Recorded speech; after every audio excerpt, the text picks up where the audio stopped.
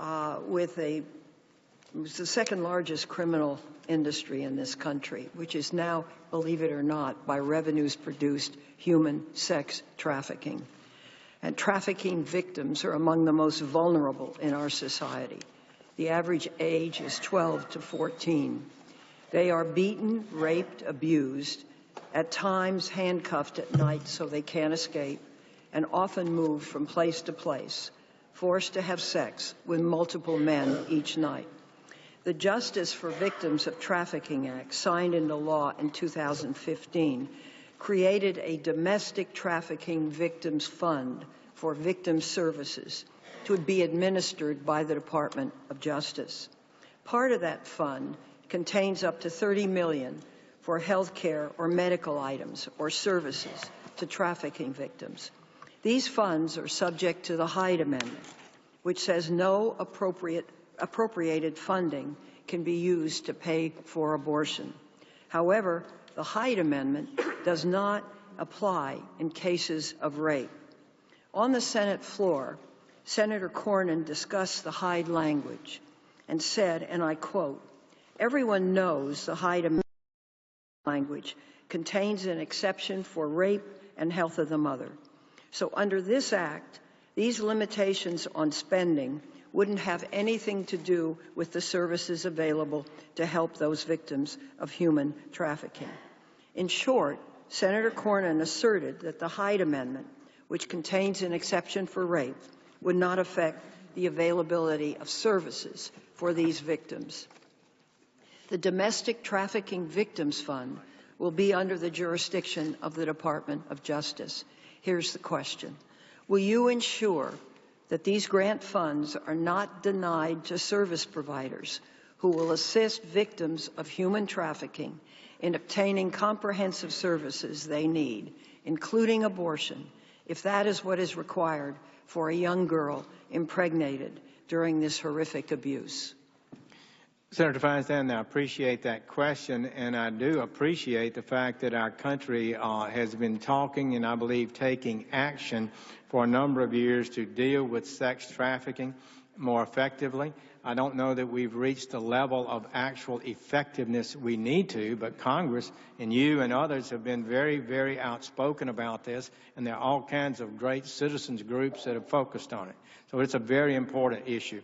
I was not aware of how the language for this grant program has been established. I do appreciate your concerns on it. It's a matter that I have not thought through, but ultimately it's a matter for this United States Congress, not so much a matter for the Attorney General. We need to put our money out to assist in this activity according to the rules established by the Congress.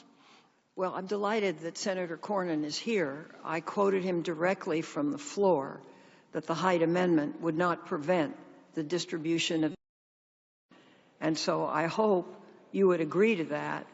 And that's certainly most important to me because Congress has spoken and the bill is law. I understand that, and we would follow the law. Okay. As you know, the Constitution also protects a woman's right to have access to health care and determine whether to terminate her pregnancy in consultation with her family and her doctor.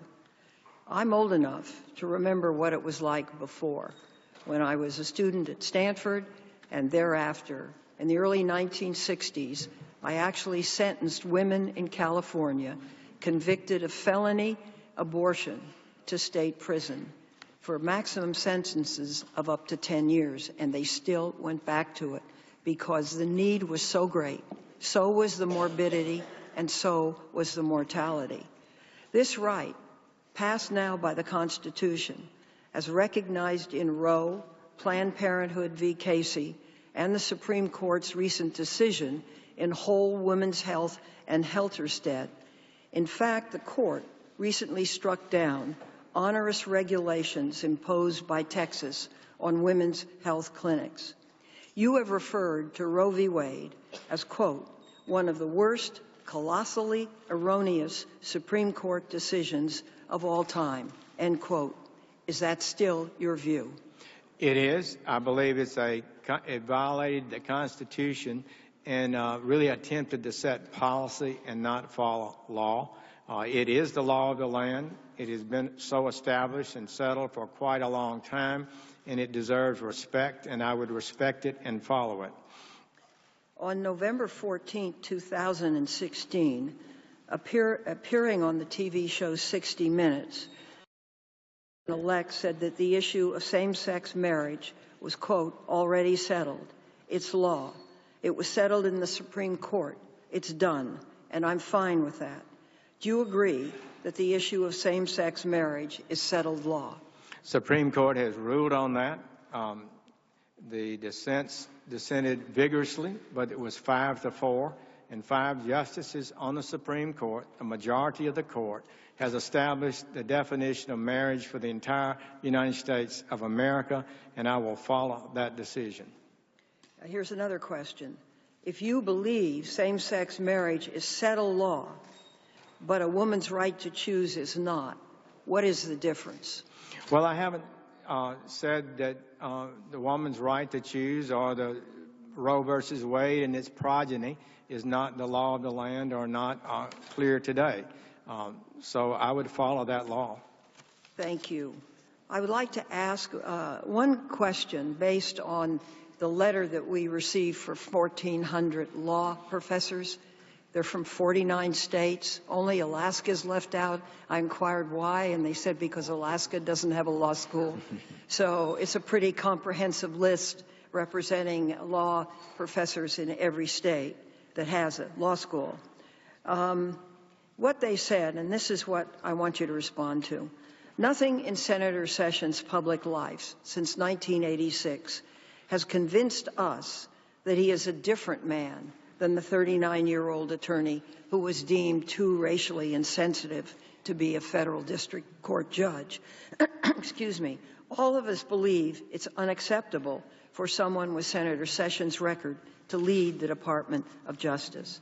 So I want your response to this and answer to the question, how do you intend to put behind what are strongly felt personal views, take off the political hat, and be an attorney general who fairly enforces the law and the Constitution for all? Well, Senator Feinstein, I would direct their attention first to the remarks of Senator Specter, who in his entire career said he made one vote that he would regret, and that was the vote against me. He indicated he thought I was an egalitarian, a person who treated people equally and respected people equally. This caricature of me in 1986 was not correct. I had become United States Attorney. I supported, as the civil rights attorney said, major civil rights cases in my district that integrated schools, that prosecuted the Klan, that ended single-member districts, that denied African Americans the right to hold office. I did everything I was required to do. And the complaints about the voter fraud case and the complaints about the Klan case that I vigorously prosecuted and supported are false. And I do hope this hearing today will show that I conducted myself honorably and properly at that time, and that I am the same person, perhaps wiser and maybe a little better, I hope so, today than I was then. But I did not harbor the kind of animosities and race-based discrimination ideas that I was accused of. I did not.